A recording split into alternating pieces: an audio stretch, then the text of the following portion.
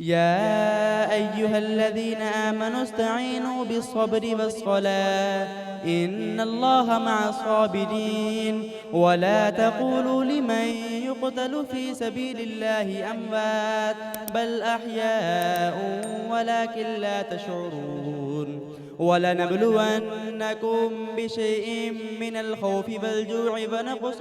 من الأموال والأنفس والثمرات وبشر الصابرين الذين إذا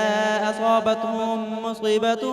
قالوا إنا لله وإنا إليه راجعون أولئك عليهم صلوات من ربهم ورحمة وأولئك هم المهتدون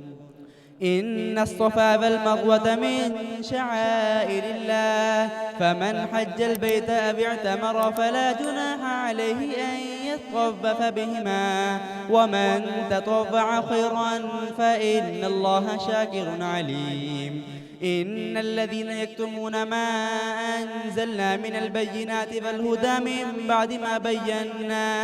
من بعد ما بيناه للناس في الكتاب أولئك يلعنهم الله ويلعنهم اللاعنون إلا الذين تابوا وأصلحوا وبينوا فأولئك أتوب عليهم وأنا التواب الرحيم إن الذين كفروا وماتوا وهم كفار أولئك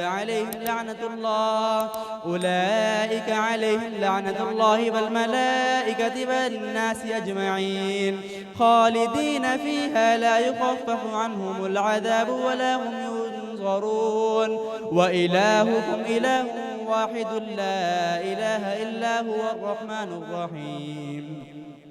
إن في خلق السماوات والأرض واختلاف الليل والنهار والفلك التي تجري في البحر بما ينفع الناس